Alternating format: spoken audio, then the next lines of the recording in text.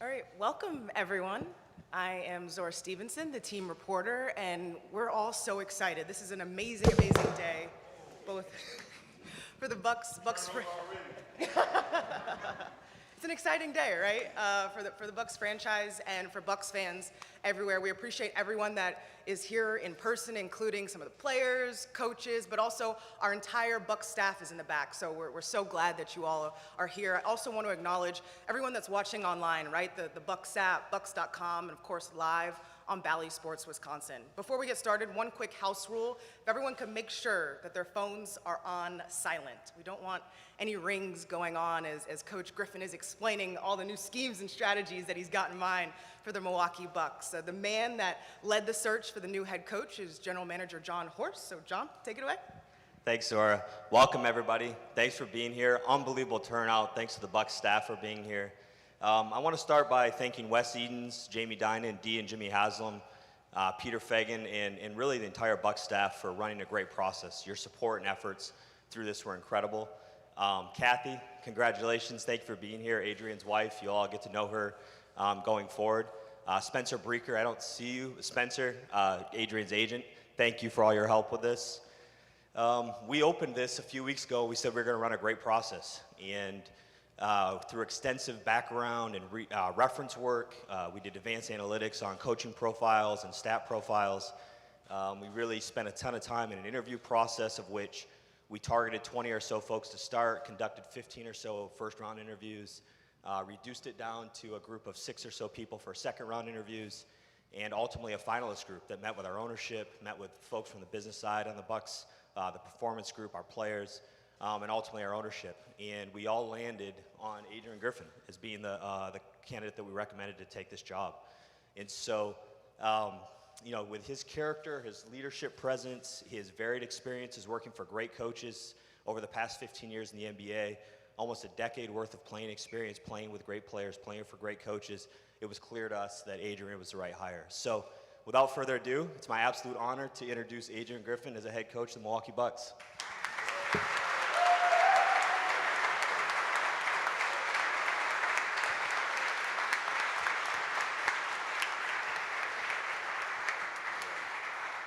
Thank you, John.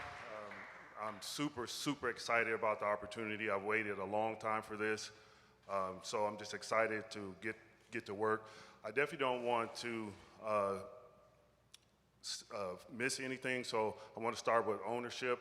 I want to thank Wes Eden, Dee and Jimmy Haslam, Jamie Dinan, John Horst and his entire staff, Peter Fagan. Thank you so much for entrusting me with this incredible opportunity, and I hope I don't let you down. Next, I want to thank my beautiful wife, Kathy. She's always encouraged me to never give up on my head coaching dream. She was up with me many nights. And that leads me to my agent, who's probably happy that I got a job now. I can stop calling him at 3 in the morning. Spencer Breaker with CAA, thank you so much for sticking with me. I've been with Spencer for over a decade, so he's been with me through all the highs and the lows, so I mean it from the bottom of my heart. Thank you so much. Definitely want to thank the players that came out and supported me. They've been in the gym. You know, I've been able to connect with a few of those. You know, see Marjon, JC, Joe, and who else is back there? Myers, AJ. The guys are great, so I'm excited to get to work with them. I also want to, you know, just thank the coaches that have poured into my life, that prepared me for this day. It's too many to name, but I do want to name a few. Scott Skiles, who gave me my first job, actually right here in Milwaukee 15 years ago. He saw something in me that he thought would make a good coach, and he offered me a job on the staff, and so I'm forever grateful for him. Tom Thibodeau, I spent 5 years with him. That was like a basketball clinic, one-on-one. We had a special, you know, Bulls players on that team, Derrick Rose, Jimmy Butler, Luol Deng, Carlos Boozer, Joakim Noah. I mean, really solid, special guys. My 2 years with Billy Donovan was so instrumental to my growth, so I want to thank him. And then my last 5 years with, you know, Nick Nurse and Toronto Raptors, we won a championship together. Nurse and I got our PhD together, so I have a special bond with him. So I just want to thank the Raptors family. But as that door closes, I'm extremely excited for the next chapter of my life, being the head coach of the Milwaukee Bucks. It's very sentimental for me. Again, this is where I started, and it's funny how life works and everything has come full circle. And again, I want to thank John for entrusting me with it. I don't take this serious. I don't take this. This is not, what's the word I'm looking for? Lightly. So that's my coach right there. I don't take this lightly, you know, and I'm excited to get to work, and we're going to have a lot of fun this year. Coach, are you ready for your first question as a head coach? I'm ready. I promise, I'm coming with the hard-hitting stuff. You mentioned, right, there's so many parts to your story. Undrafted, played in multiple leagues, and 9 seasons in the NBA, and then your coaching career starts here in Milwaukee. So many steps, and you detailed a little bit, but if you could describe more the magnitude of this moment for you, something that you called a dream to become a head coach in the NBA. Definitely. Thank you for asking that question. You know, this is something I've prepared for my whole career. I believe, you know, my sister-in-law, she always says preparation time is never wasted time. So, you know, my 15 years of coaching, my 9 years of playing in the NBA, I've played with a lot of great players. I was coached by a lot of Hall of Fame players, and then I just listed the coaches that I've been under. So, you know, everything happens for a reason. You know, my faith is very strong. My father was a minister, and he would always tell me to be faithful over the little things, and God rewards you with a lot more. And I feel like, you know, this has really came to life for me on my journey. And again, it's I believe in, you know, just the preparation that goes into sitting in this seat. And I was just so grateful that I had great mentors. You know, just too many to name, but I'm just extremely appreciative of the path that I've taken. You know, everyone's path is different, but, you know, to wait 15 years for this job, it was worth it. Coach, we look forward to getting to know you better. John, you mentioned the extensive search, right, and all the different people you all talked to. How did this man right here emerge to the top and make his way as the right person in this moment? Yeah, you know, first I would say that it was incredible to see the quality of coaches that are in our league through the process. There's just really highly qualified, highly talented coaches out there. And, you know, Milt Newton said throughout this process after we met with Adrian's a head coach, he just hasn't gotten the opportunity yet. And I can say that that's true for some of the people who we didn't choose as well. There are head coaches out there that just haven't gotten the opportunity yet. Specifically to Adrian, he impressed every step of the way. So we had our first through our reference work and our background work, and you literally talk to ushers in arenas. You know, you talk to ex-teammates, you talk to ex-coaches he's coached with, and everyone was just emphatic about the person that Adrian is, about the work ethic that Adrian has, about his relationship building qualities with players and staff. And then we interview him, and he blew us away in the interview. And then we bring him back for a second interview, and we get into the chalk talk, and we get on the board, and we watch the film, and he blows us away again. Then he meets with our staff, from the front office staff to the medical staff, the business side, players, ownership, and he blows them away again. And then he's in the big moment. You're the guy that gets to go for the final interview with the owners, like, don't mess it up, right? And he did great again. And so there's a lot more detail to it than that, probably. But at a high level, he's just impressed every step of the way, both in person and then the environment around him. Thank you for that, John. It's all that preparation, Coach, right? Preparing you for the moment. We will now open it up to questions from the media. Send microphones around. We're going to start with Jim Ozarski, Milwaukee Journal-Sentinel. Adrian, welcome. Congrats. Thank you. I don't know if you can have a plan to meet a standard, but like, how do you try to reach that this year when you have a team that is coming off a 58-win season, has won 70% of its games? What are you bringing here, and how do you see that? Is there improvement, or you know, going beyond that, what's already been set? That's a great question, Jim. So one of the things that we spoke about in our first interview was, look, the foundation has already been laid. It's a strong culture. We have special talent on this team. So this wasn't something where I was coming in to uproot everything. Actually, it was just to build, and I think with my 25 years of experience in the NBA, I can add great value, to the team and just bring in my experiences as a player and as a coach. So to answer your question, this is a tremendous opportunity, right? I'm coming in with some special talent on this team. And yes, we have, high expectations, but we're going to embrace them, but it starts by getting to work. Never lose sight of the work involved. I think going undrafted and going the minor league route, it taught me the value of hard work. And that's what we're going to, build upon from day one. Eric, name of The Athletic, right in front. Hey. Eric, nice to meet you. I guess, John, for you, just kind of how important was Giannis's input in this process? And then Adrian, I know in the process you got to meet Giannis a little bit and get to know him. What kind of stood out to you about him? I think first, I want to give credit to John and his staff because the environment and the platform that they gave me in the interview process really worked in my favor. Again, I was able to get on the board multiple times. I was able to break down film and edit and kind of give my analysis. And then they allowed me to meet with different personnel within the organization along with Giannis. But I can tell you, I left the conversation in awe. You're talking about a guy that is super passionate about bringing another championship to the city of Milwaukee. He was very humble. He was very hungry, and those are the traits that we are looking for with our players. I had the opportunity to reach out to all the players, and that was the common theme from the players, that they are hungry, all right? And that's kind of going to be our motto this year.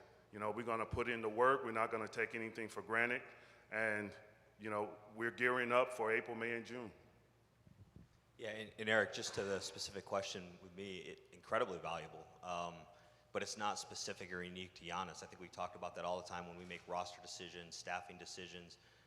We work really hard to be a collaborative organization, and we value our players' input. I hope these guys here that are here today would tell you that we try to communicate with them, get their opinions, and value their input in a lot of decisions that we make. So absolutely valuable, but not unique or specific to Giannis. It goes beyond that.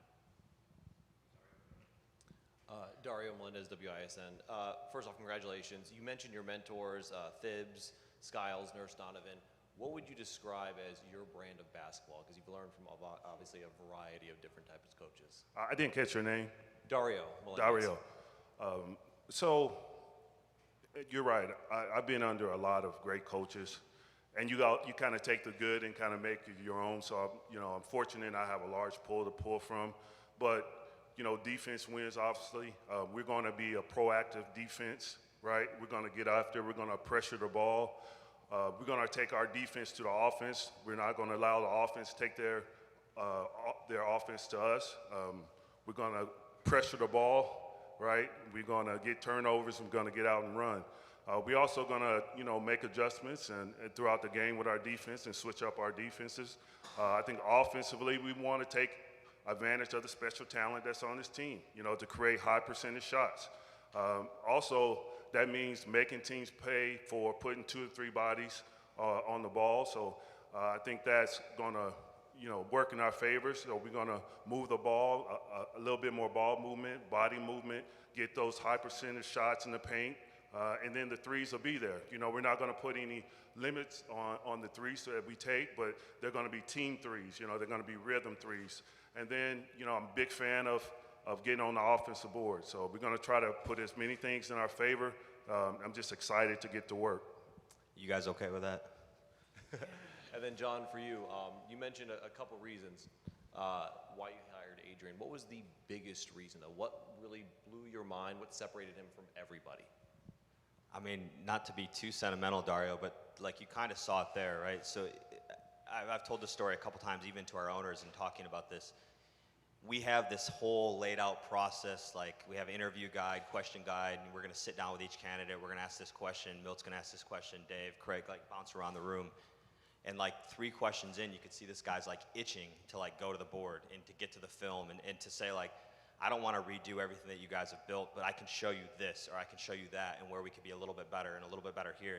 And winning the playoffs is a game of inches. It's about doing the little things a little bit better, more consistently. And his passion and his energy when it comes to coaching is evident. You can just, the rhythm in which he answered your question, like that's who he is. This guy's a basketball coach. And so, I mean, again, there's a lot of specifics as to why, but it's evident that Adrian's ready for this job. Hey, Coach. Greg Matzik from WTMJ Radio. Nice to meet you. Welcome back. A few years ago, you had a hand in stopping Giannis and the Bucks in their quest to win a championship. Defensive-minded principles. Do you bring more of that to the table? Are you steeped in defense? And John, as a follow-up to you, is that something that stood out? You have some gifted defensive players on your team, but it's a bit of a shift from an offensive-minded coach to more of a defensive-minded coach. Well, Greg, that's a great question. I think being a defensive coach helps you on the offensive end, right? For me, coming in, being on the other side of, all the battles that we've had over the years against the Bucks, and I normally would do the scout, so I didn't get a lot of sleep the night before, trying to figure out ways to slow the Milwaukee Bucks down. But, you see nuances, right? So they're just patterns that I can pick up, and I know how teams going to play them because, I would incorporate the same schemes. So again, being on the defensive end kind of lets you know the answers to the test, right? So when teams do this, we can do that. We'll have a calendar for everything. And then, it's going to take a village, right? We're going to, John and I have been working close about putting an outstanding staff together because these players deserve it. We got special players here, so we got so many great, conversations about bringing in the right people. And so we're excited about that. And, just when we talk about building our staff, I've looked at three things. One, I want high character people, and then two, I want high competent people, and then three, I want people that are creative. So we're excited about, some of the prospects that are coming along, but again, it's going to be a collective effort. I'm going to lean on a lot of different people, and lean on John and his staff, and I think together we can do something special. Greg, I mean, in fairness, I would say we've been incredibly successful defensively for the last 5 or 6 seasons. I think what stands out about Adrian's mindset, he's worked for so many different coaches. He has a lot of different ways to execute a game plan. He has a lot of different ways to defend, to play offense. So it wasn't specifically that he's this great defensive coach and we need to be significantly better defensively. It's that I think he's a great basketball coach, and I think that he'll be able to figure out the answers to the problems that come to you during the course of a regular season, and more importantly, April, May, and June, as he says, during the playoffs. So, yeah, he's very gifted defensively, but I think he's very capable of figuring out the other areas as well. Welcome. I'm Lori Nickel with Hey, the Lori. Milwaukee Journal-Sentinel. Yep. Nice to meet you. Welcome back. I have a question for each of you. John, I think you mentioned that you looked at analytics for this hire. I know you won't tell us everything, but would you be willing to share one thing that's a coaching analytic? And Coach, for you, not to speak for Giannis Antetokounmpo, but I wanted to go back to that. Relationships are important to him. He puts his heart and soul into this. Can you give us an idea of something specific from your conversation where he asked for something of you and you were on the same page, or was there a moment that you clicked ideologically, or anything specific from that conversation? Thank you. Do you want me? I can go first. So, Lori, I think to answer your question, maybe just to be more general on coaches' analytics that we looked instead of specific to what stood out with Adrian, I think you want to see a history of either being a head coach or coaching in a scheme with variability, with being able to do things differently.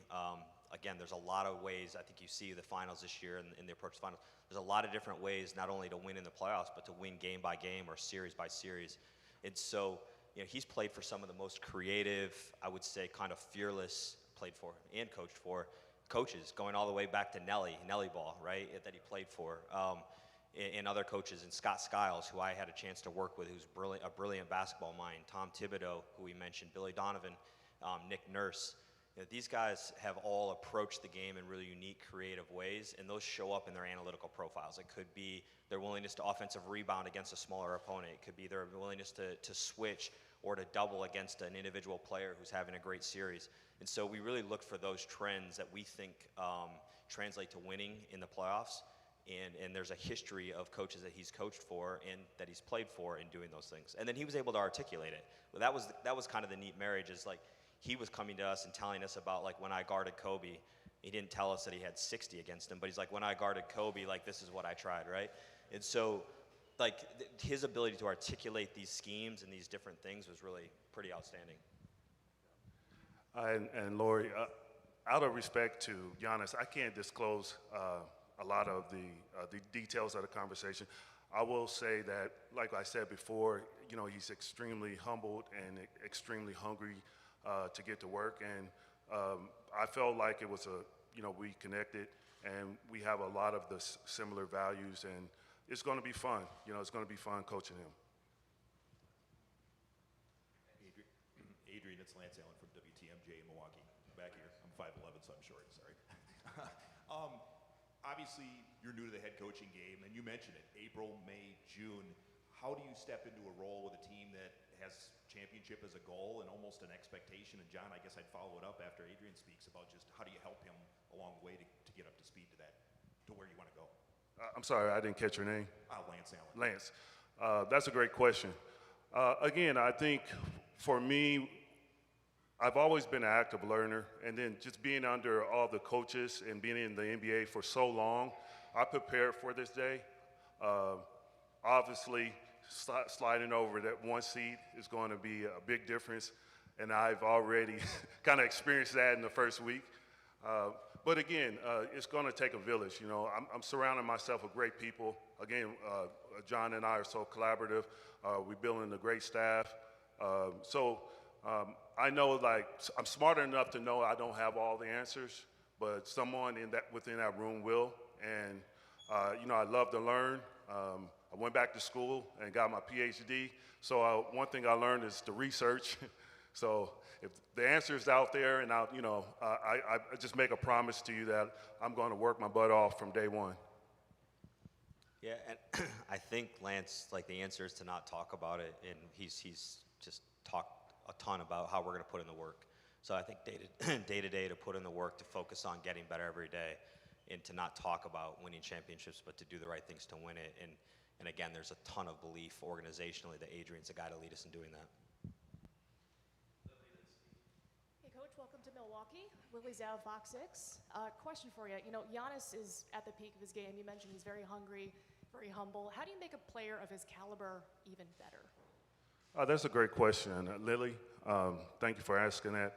First of all, I want to say that we have just, Giannis is arguably the best player in the world, but we have some extraordinary talent on this team as well. I just want to say that. And, we see our players here today, Chris, Drew, Brooke.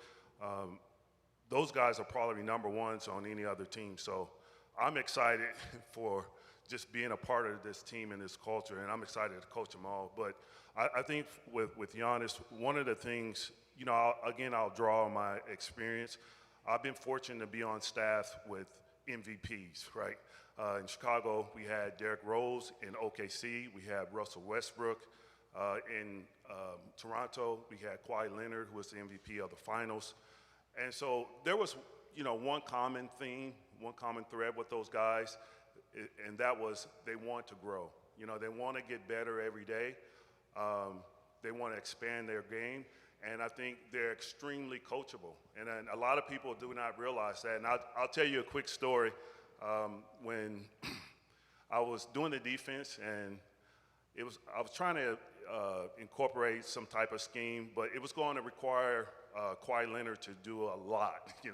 I had him just basically running around crazy, multiple efforts on this drill, and I was hesitant to tell him that. So I went up to him, I said, Kawhi, I got this idea that I want to do, but it's going to require a lot of energy from you. And he said, listen, just tell me what you want to do, and I'll do it. And so I was so amazed, but you'll be amazed also that players like Giannis, you know, two-time MVP, these guys want to be coached, right? And obviously I would sit down with him and ask him about his vision of how he wants to develop and how he wants to expand his game. But he's made it clear from day one that, you know, he's extremely open and on board, and I look forward to working with him. Quick follow-up here. You mentioned going back to school, getting your PhD in organizational leadership. I guess why was that important to you, and how do you think that helps being the next head coach in your new role here? I think two things. One, my father passed in 2000, and like I said, he was a minister for 25 years, but he had always had a dream of pursuing his PhD, and obviously, you know, that fell short. So it was kind of sentimental for me to want to complete that for him in honor of him.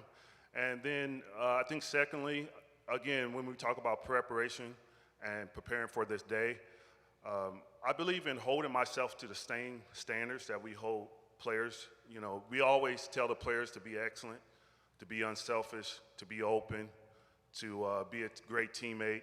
And I felt like I needed to, you know, be the change that I wanted to see. And that started with myself and looking in the mirror and finding ways to get better. I think leadership is so important today. I think the players deserve the best. It's a little different, right? When I was growing up, it was more command and control with our coaches.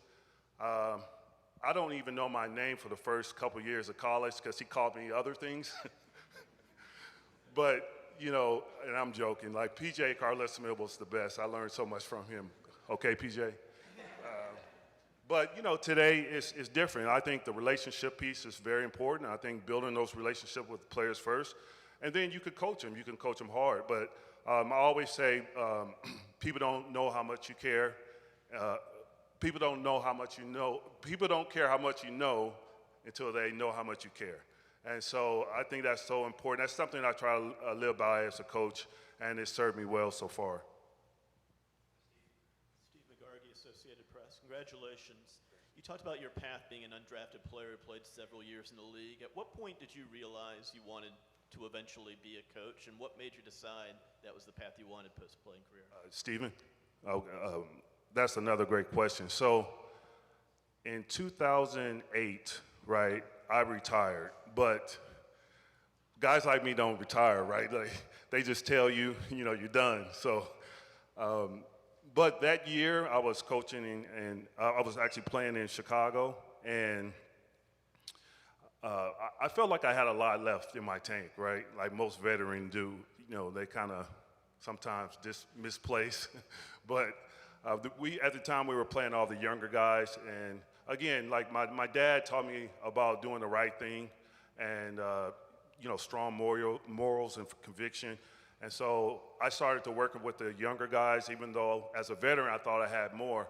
So Scott Skiles, you know, he saw me working with the guys, and he told me, he said, whenever you retire, I have a job for you.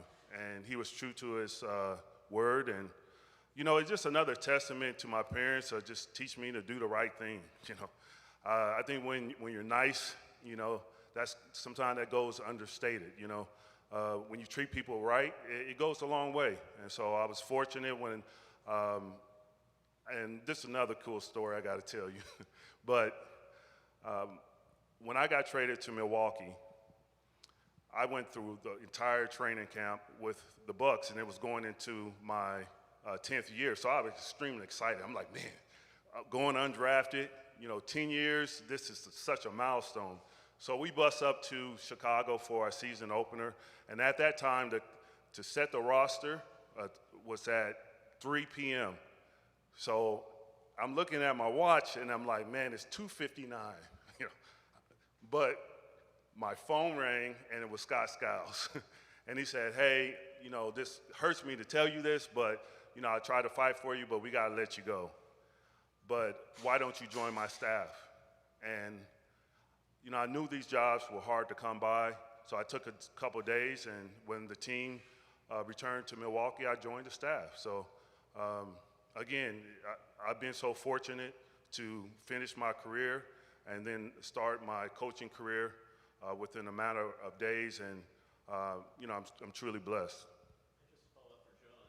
How much were y'all prioritizing head coaching experience when you were going through the process? process? Were y'all wide open from the start, or was it a deal where you were thinking you were going to get a kind of a guy with head coaching experience and he changed your mind during the interview process?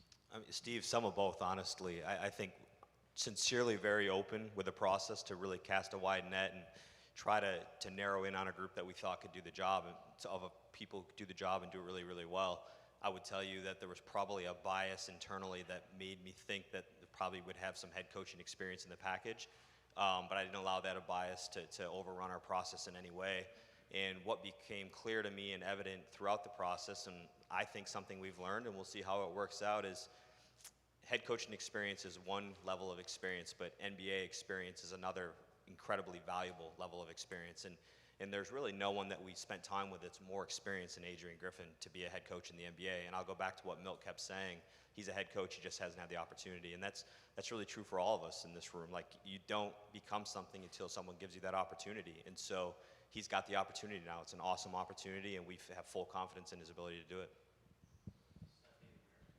Stephanie Sutton, WISN TV. I'm sorry? Stephanie Sutton, WISN TV. Welcome, Coach. Thank you. Does this feel like a full circle moment for you? You started your coaching career here in Milwaukee. You're now the head coach. How does that feel? And what excites you most about being back in Milwaukee? Yeah. Not just the team and the players. What excites you most? Stephanie, you're right. This is just a dream come true. It is. You know, people say that all the time, but I started my coaching career here in Milwaukee, right, 15 years ago. And it's just fun. And, you know, it's a testament of just hard work and perseverance. Been truly blessed, and, you know, full circle, and I'm back here, and I'm standing up here with John. John and I, you know, we started together. And so, you know, just a strong connection from day one. And the city is great. It has expanded. It's grown since then. But one thing that has stayed the same is the fans. They were awesome then. You know, they cheered us on. And just, you know, from the outside coming in and all our battles over the years, coming in that arena, it's loud, it's energetic. You know, Milwaukee has one of the best fan bases in the world. So I'm just excited to be a part of this family. And, you know, words really can't express how I feel right now. You know, it definitely, you know, I prepared for this for so long. And, you know, let's be real. You know, what first-time head coach gets to coach, you know, the Milwaukee Bucks, you know, with all the special talent on this team. So I'm extremely humbled. And you know the Deer District is way cooler than Jurassic Park, right? That's right. I agree with you. I'm a Milwaukee Buck now. Adrian, in the front again. Just for you, you guys had a strong track record of development in Toronto. How do you try to balance the idea of developing young players, but then also living up to those championship expectations? That's a great question. I think, again, I think it takes a village. Player development is so important to the lifeline of any organization and the team. You know, we have a great mixture of veteran guys. We have some great young guys. And you're right, you know, there's a lot of ways to develop. You know, there's at times we're going to have to find minutes for our younger guys. But we're going to put as many things in our favor as well. You know, starting from our summer workouts, we have training camp, we have pre and post practices to really pour into those guys. And we're going to find ways to, you know, develop them. I think we're going to have a great staff to work with them. But yes, you know, I've been in the league for a very long time. I know there's a balance, right? But just from my experiences, you know, to play deep in April, May, and June, you're going to have a great balance. You know, you're going to have some starters, and your bench has to be strong as well. So we're looking to develop everyone. You know, when you talk about player development, it's just, you know, it's not just about, you know, your role players, you know, your starters as well. You're always looking for ways to get better. It's so competitive in this league. And again, you want to put as many things in your favor, and, you know, I'll be leaning on John and his staff, and we're just going to work together to maximize our talent. And then just what did it mean in the process for you? Sorry, what does it mean in the process? Yeah, I think what he just said, I loved his holistic approach to development in that it's not just about developing young players or role players, it's developing the whole roster. It's about utilizing your entire roster throughout the course of the season to be best prepared for April, May, and June. There's an openness to how we structure our roster. In some ways, I think in our positions, you can build a roster that's kind of almost like an insurance policy, and so you have so much depth and so much talent that frankly can create frustration. You know, guys don't understand what their roles are, or they're not getting as much consistent opportunities you want. You can also structure a roster or build a roster where you have more opportunities for young players to play and grow and develop. And so it's a balance. And I think the fun thing is that it's a collaboration, and it's something that we have worked on, we'll continue to work on together to find the right balance. And we'll either be right or wrong, and we'll have to adjust and kind of move the goalposts a little bit as we go. But there's an absolute mindset and focus and energy toward developing the entire roster throughout the course of the season to be best prepared for the playoffs, and that's exciting. John, Adrian, WRGN Radio and Civic Media. So the next step is the staff around him. What have you envisioned, Adrian, about what it takes to be, you know, your assistant and the guys around you as you build this program? Mike, well, I think I touched on it a little bit before, just the 3 C's that I'm looking for. Just the high character guys, highly competent, and being creative, you know, thinking a little bit out of the box. And obviously, you know, for me is, you know, the smart thing to do is to surround myself with coaches who complement my leadership style. So, you know, there's probably going to be a coach on there who's strong on the offensive end. I think special teams is very underrated. I think we're going to spend a lot of time, you know, in the game management to make sure that, we put as many things in our favor. You know, I can't tell you how many games that I've seen in the last 25 years that are lost, you know, within the last 2 minutes of the game. So we're going to just have coaches that are highly competent in what they do. And I think having the experience is so important as well. Because we have some veterans, we have a good mixture of young guys, and we expect to go far, right? So having that experience is going to be critical. One last question right here for you, Coach. Is there maybe something we didn't touch on that you want to share with Bucks fans? You talked about the passion they have, but they're also competitive. They want to win. So if you have an opportunity to speak to Bucks fans, what would you say? I think that just overall, I'm just extremely humble. You know, just seeing everyone here today, and just, you know, my wife is here, Kathy, my agent, familiar faces. You know, it just felt like a perfect fit from day one, just working with John and everyone in the organization. You know, I know half of those people in there already, so they've treated me like family, and I feel the same way about the city of Milwaukee. My wife and I have, you know, we're walking the streets and people stop us all the time, and so you can see the excitement, you know, and I just, you know, making a vow to you guys that, you know, I'm going to work extremely hard as I can, right? And I'm going to get the most out of our players. We're going to be a passionate group. We're going to play together, and we're going to play for the city, and that's my message. Thank you, thank you. Competitive, character, competence, correct? 3 C's from Coach. John, anything else you want to say? No, that's it. Thanks everybody for being here. Unbelievable turnout. Thank you. Go Bucks. Go Bucks. Thank you.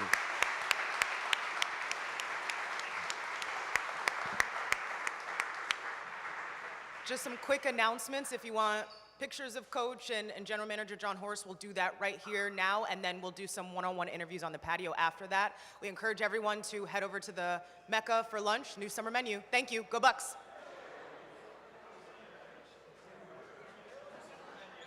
Got it in for Barry.